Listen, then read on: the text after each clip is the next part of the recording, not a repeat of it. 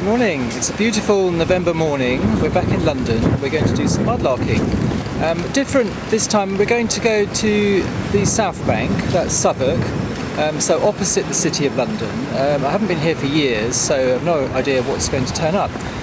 The history of Southwark goes right back to a settlement in Roman times when a fairly large and important settlement sprung up along near the southern end of the Roman bridge. We also have in Southwark Watling Street and Stane Street, both ended just south of the bridge. So it's a fairly important Roman junction, so we would hope to find some Roman remains. It was a very marshy place. In those days it was basically a couple of islands with sort of marshy channels in between. And for this reason it wasn't very well developed until early in the medieval period. The name Southwark is a Saxon word, sort of means the defensive work of the people of Surrey, and since I'm a person of Surrey I feel quite good in being here today. Until the 1880s actually Southwark was part of Surrey, but it's been poached by London, and it's very much a thriving part of London now. Obviously in Tudor times development really got underway. A lot of the area was out of the jurisdiction of the City of London, and so was open to entertainments of various sorts. Famously the Globe, obviously, and the Rose theatres where Shakespeare worked and plays were put on, but also next door there was bear baiting and bull baiting, and houses of ill repute along the waterfront. So we get the full range of Tudor entertainment, so it'd be nice to find the top of a Tudor money pot or something like that. There was also industry in Southwark. There were a lot of pot houses, Delft warehouses at Southwark, so it would be very nice. I'm always a big fan of Delft, to see if we can find a few pieces of Delftware along the way. So we'll go down to the foreshore and see what we can find. Well, here's the foreshore near the Founder's Arms. Quite a lot of gravel and stones, not a great amount of obvious pottery or anything nice, but I have just spotted that sticking out of the gravel. We'll just pull it out and see what it is. It looks quite old, there's some glaze on it, looks like a handle, and it is a rather beautiful handle, very grey core. I think that's going to be late medieval, perhaps London type ware. Well, that's a really beautiful strap handle from a very large jug or even a cistern.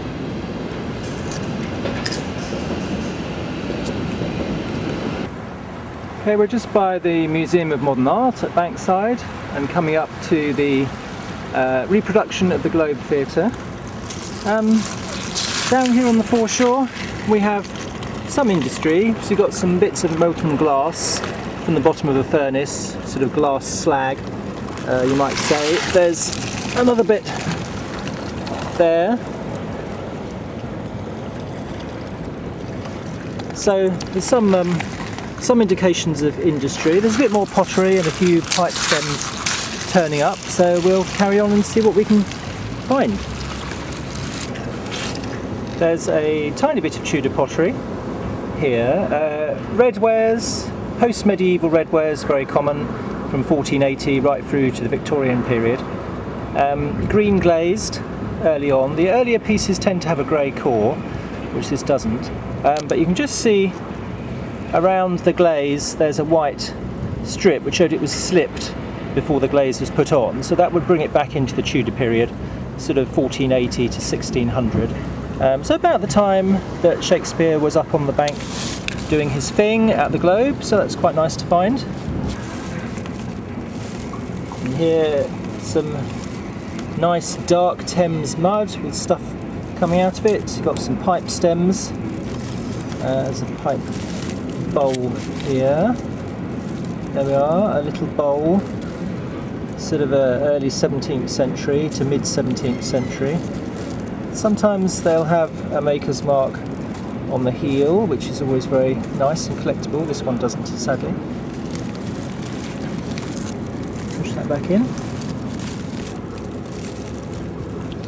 A bit later, probably 18th century, there's a bit of redware, probably borderware I should think, from the Surrey-Hampshire borders, with a nice mottled brown glaze on it there. And our first bit of Delft, just a tiny fragment of the foot ring with a bit of blue decoration, few parallel lines there. You can see again the glaze, the buff pottery, very indicative of Delftware, 1650 to 1750, and the tin glaze, white glaze, often painted in blue, which is very flaky, normally the glaze there, so we'll pop that back in. I might actually keep that bit of cup there, because it does actually go from foot ring to rim, and it's brown glazed inside, so it might be sort of Dutch East Indies porcelain or something like that. We'll have to give it a quick wash later and have a look at see what it actually is.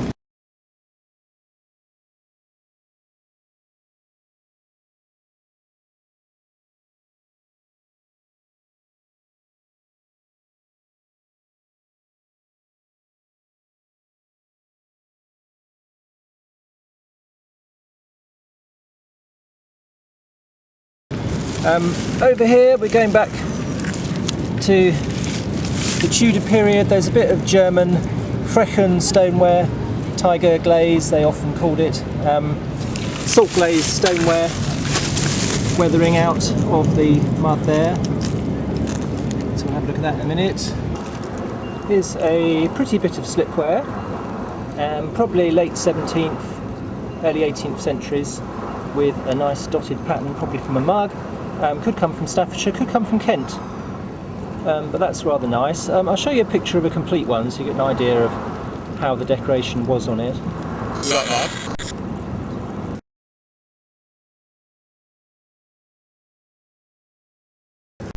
More industrial archaeology. This has probably come from a kiln, probably a glass kiln I guess, but there's a brick, very heavily fired and with molten slag glass on the top of it, and just over here another tiny bit of slipware, Staffordshire slipware, 1650, 1750 in London, with that sort of pie, Bakewell tart slip combing on it there.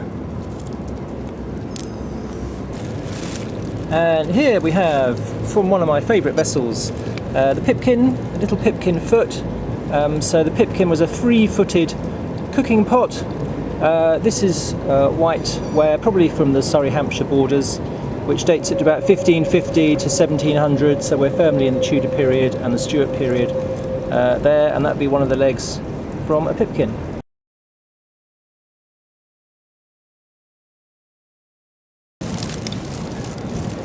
Another little bit of Delftware here. Again, the foot of a vessel, no decoration on it. This bit's nice, just a humble piece of brown glazed redware, but you get the whole profile of the pot, which is nice from base to rim. A shallow dish. Difficult to date, could be anything up to even late Georgian. There's another bit of distinctive pottery wedged in behind this rock. That's a bit of Midlands purple, so it feels very much like stoneware, very hard. Also known as butter potware because made in Staffordshire and filled up very large cylindrical containers with butter for the London market, and these go from sort of 1600s right through to about 1720. So a very distinctive form of pottery with that colour, sometimes marked with a stamp of the producer, but very rarely. Just focus in on another very pretty bit of slipware, Staffordshire slipware, just sitting there on the foreshore. You do get bits of the foreshore which are just covered in nails, sometimes pins, which is a good sign, and here you might find small metal finds, coins or seals, cloth seals, bag seals, and we have found a coin. Trouble is that wrong Elizabeth, Elizabeth II, penny, never mind, not quite paying my train fare here, but we'll hope for something older another time.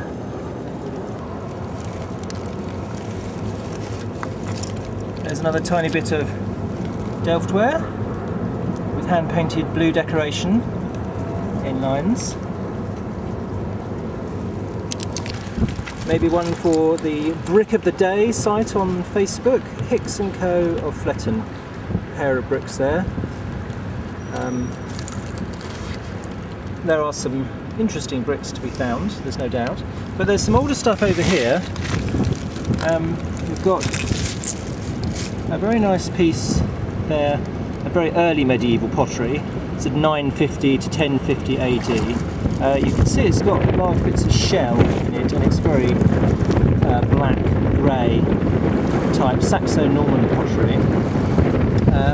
And here also there's a little something.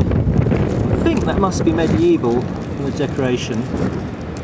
It's got like lines and stab marks in it. So I think that's medieval. I'm not seeing anything quite as delicate as that, but it could come from a very delicate handle or something like that. So it's an interesting find in Southwark today. As I mentioned earlier, there's some bits of the foreshore where you do find a lot of pins. Here's one. Little handmade. The edge is, the end is wire twisted round into a little ball. These could be anything from late medieval right through to the Industrial Revolution. Certainly in the Tudor period, a lot of the elaborate clothes were held together with hundreds of pins. So you do get areas where there are hundreds of pins on the foreshore, and sometimes you can pick up other things in the same area. Here's a larger chunk of Delftware with very worn glaze, but it's quite nice. It's probably the bottom of a salt. I'm not sure whether it's that way up or that way up really, but it's a nice piece of Delftware from 1650 to 1750. Probably made in London, and there were a lot of factories along the Thames that produced Delftware, very popular during this period. And literally in the same spot, the corner of a Delftware tile, which is very pretty. Same sort of period, and that's quite a nice find. Very pretty decoration, hand painted. Just spotted here a bit of medieval pottery, firmly back in the medieval period. Nice squared off rim, very distinctive, and a splash of green copper glaze.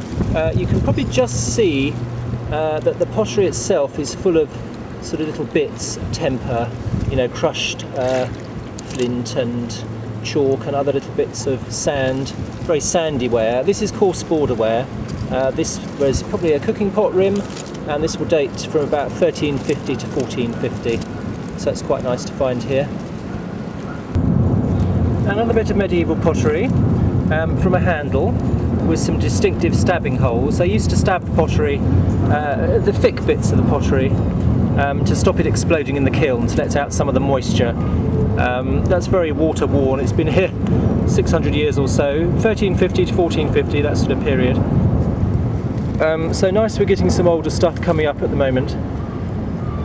Iron finds normally last longer on the Thames than they do in the field because of the anaerobic qualities of the mud. There's a nice little key. Some people are fantastic at cleaning these off, and they get them back looking almost brand new, but I'm not so good at that, so we're going to leave this little fellow here on the foreshore. Not just man-made finds, there's a crab, he's still alive. It's quite a big one, not too bad a size, so we leave him here, won't disturb him.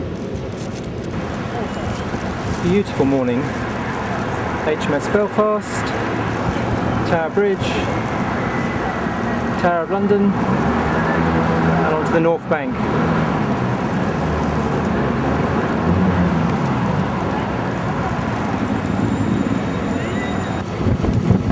Looking upstream, Charing Cross,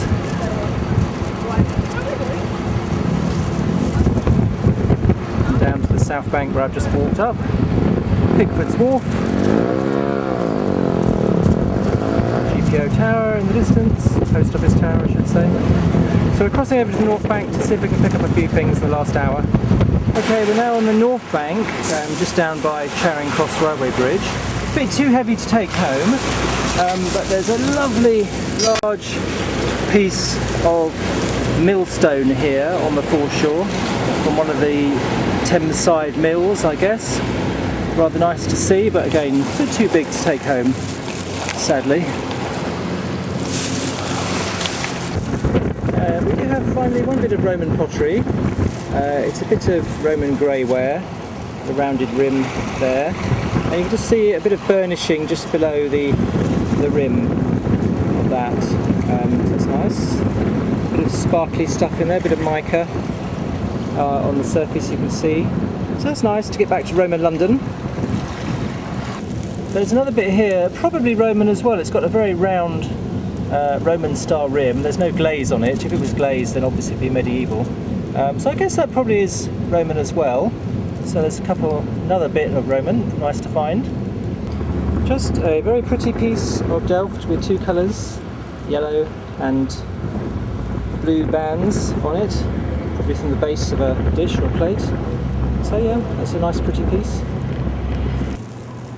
Time for one more Roman. This is very diagnostic. It's a bit of a mortarium, and you can see it's got grits on the inside and a useful handle for gripping onto it tightly. These were used by the Romans in cooking and making sauces. So you put your olive oil and your herbs and stuff together and pound it together in your mortaria, and the grits would help to break it down and produce a lovely sauce for your Roman banquet. So I'm very happy to find that. Hello, live on the foreshore with Tom. Hello. Just to see what he's got. We've got some bits and bobs. Here's some garnets with a bit of the Thames mystery. Lots of garnets.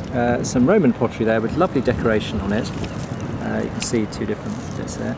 And then this rather nice coin. There's a bit more detail showing up in the it's coming up in now. the sun. Yeah, it looks like a sort of crown.